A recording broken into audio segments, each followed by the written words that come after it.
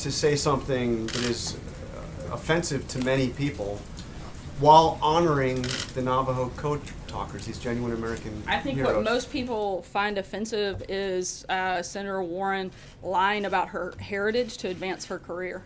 Now, she said it was a racial slur. She said it was a racial slur. What is your response to that? I think that's a ridiculous response. Let me just follow up with that, because the president was speaking at an event to honor members of the greatest generation, people who fought in World War II, who are in their 80s and 90s now. And the moment had many people online asking whether the president lacks decency. What's your response to that notion? Look, I think the president certainly finds an extreme amount of value and respect for these individuals, which is why he brought them and invited them to come to the White House and spent time with them, recognizing them and honoring them today. So I think he is constantly showing ways to honor those individuals, and he invited them here at the White House today to meet with them and to also remind everybody about what the historic role that they played many years ago. Kristen. Why is it appropriate for the president to use a racial slur in any context? I don't believe that it is appropriate for him to make a racial slur or Feel anybody as though else. this is a racial slur, so why is it appropriate for him to use I think, that? like I said, I don't think that it is, and I don't think that was certainly not the president's intent. Does he see I think, political again, like I value said, I in- think the more offensive, the most offensive thing. Racially? I'm sorry? Does he see political value in calling people out racially? Why use that term? Look, I think that Senator Warren was very offensive when she lied about something specifically to advance her career. I don't understand why no one's asking about that question and why that isn't constantly covered. Matthew. Thanks, Sarah. Does the president still accept the authenticity of the Access Hollywood tape that he apologized for during the campaign? Look, the president addressed this. This was litigated and certainly answered during the election by the overwhelming support for the president and the fact that he's sitting here in the Oval Office today. He's made his position on that clear at that time, as have the American people in his support of him. So John he Decker. apologized for it, which would seem to acknowledge its authenticity, and that position hasn't changed? No, like I just said, the president hasn't changed his position. I think if anything that the president questions, it's the media's reporting on that accuracy. Jeff. Sarah, back to the Access Hollywood tape. You said that he made his position clear at the time. He said, at the time, he said, I said it, I was wrong, I apologize. But you just said the media's reporting of its accuracy. So can I ask again, does the president acknowledge saying that was on the Access Hollywood tape last year? Look, I said that he'd already addressed it and that we didn't have any updates to that. I said what he didn't like and what he found troubling were the accounts that are being reported now. But what counts are being reported now that weren't reported last year? What counts are you talking about? The ones that are current that he's questioning. David. Sarah, at this point, Senator Al Franken has allowed that there may be more women coming forward. He doesn't know that there are, but he said there might be more women coming forward.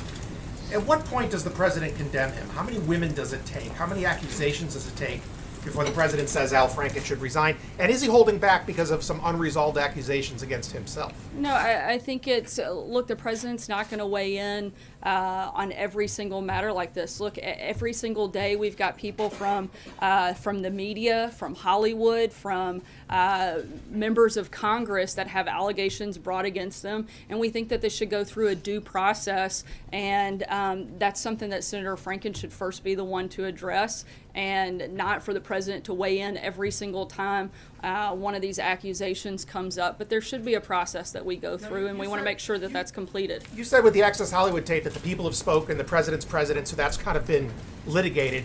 Do you think that I think the president also addressed it at the time. Fair enough. Do you think the fact that the president has been elected, that's all been litigated, means that the public believes the women who have accused him in the past of sexual misconduct are wrong? I think that the president's been very clear that he denies any of those allegations having taken place. Jeff. Sarah, is Director Mulvaney firmly in charge of the Consumer Financial Protection Agency today, or is there still a back and forth between him and Leandra English on who's actually the boss? Director Mulvaney has taken charge of that agency, and he has the full cooperation of the staff, and appeared there this morning, and things went very well on his first day over at CFPB. How did he handle that power struggle when he arrived there?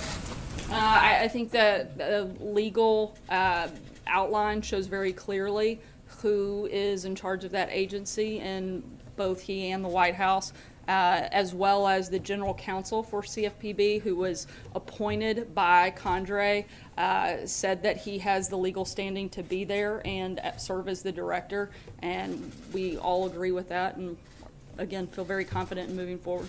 Cecilia? Why not just fire Leandra English?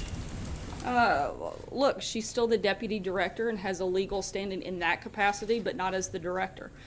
And do you believe, does this White House agree with Mick Mulvaney when he called this agency a joke? Look, we think that a lot of the past practices under the previous director and under the previous administration were used more to advance political ambitions and not about protecting American consumers, which is what that's supposed to be. And our goal is to make sure we get back to that. Kristen. Sarah, what would you say to consumers who are concerned about somebody who once called the agency that he's now ostensibly leading, Mick Mulvaney calling the agency a sick, sad joke? What would you say to consumers who are concerned about somebody like that now ostensibly leading this agency that was designed to protect them? I think that consumers should be glad that they finally have somebody in there that actually wants to fight for consumers and not fight for their own political ambitions, which we've seen in the previous leadership, and which will be a very different change under Director Mulvaney. John? Thanks a lot, Sarah. Just two questions on the CFPB. The first one has to do with whether or not you would like the courts to clear up any confusion as to who is in control of the CFPB. Of course, the lawsuit has been filed. We'd like that case to be, a ruling on that case to be decided very quickly. Look, of course, we're aware that a lawsuit's been filed, but we're also aware that the law is extremely clear and that Director Mulvaney is the acting director here, as has been outlined by the counsel's office, by the Department of Justice, and as I said before, CFPB's own general counsel, which was appointed by Condrey. So I think that everybody is in full agreement that he's the director of this office. Trey? Sorry, John. Let me just jump around. How do you envision the agency operating under Director Mulvaney? Much better than it has in the past. In what way? What are the functions of the agency? Like I said, we're not going to put political ambitions as the number one priority. We're going to make sure that the consumers are actually being protected, which is what the agency was created for. You committed me to on Syria. First, on Friday, the president's call with Erdogan in Turkey, where he seemingly announced to him that it was not that the U.S. is not going to continue arming the Kurdish forces fighting ISIS. Can you address sort of concerns that the U.S. now seems to be backing away from its previous support of a partner in the fight against ISIS? No, look, once we started winning the campaign against ISIS, the plan and part of the process is to always wind down support for certain groups. Now that we're continuing to crush the physical caliphate, that we're in a position to stop providing military equipment to certain groups, but that doesn't mean stopping all support of those individual groups. But that was the whole purpose, was to help defeat ISIS. We're making massive progress in that front, and once that was moved forward, that was always been the plan, and that hasn't changed. And just more quickly on Syria, is it still a policy of the United States that Assad must go, or is there a sort of more of a containment policy sort of emerging out of the White House? We don't have any changes in our position at this time. Thank you, Sarah.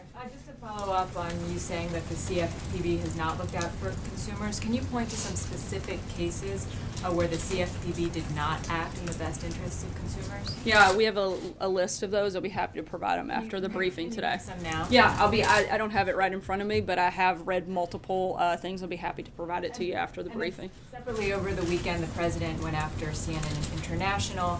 Today, he called out CNN in a tweet. In the conversations that the president has had with Rupert Murdoch, has he ever brought up CNN or talked about the AT&T Time Warner merger? Not that I'm aware of. Not that I know of. Sarah. I'll take one last question. Veronica. Sarah, thank you. The last time the president met with congressional leaders, he surprised a lot of people making the deal, if you will, with, he came out and said Chuck and Nancy. It seemed to take Republicans by surprise. Should we expect something like that out of tomorrow? Should Republicans feel anxiety or concern leading into tomorrow's meeting that he may, if you will, throw them under the bus, if you will, leading into tomorrow's meeting? Look, I don't think the president threw anybody under the bus, but if the president, I'm not going to get ahead of that meeting, but if the president can make a deal and any of those Democrats would like to come on board and support tax reform, I think that's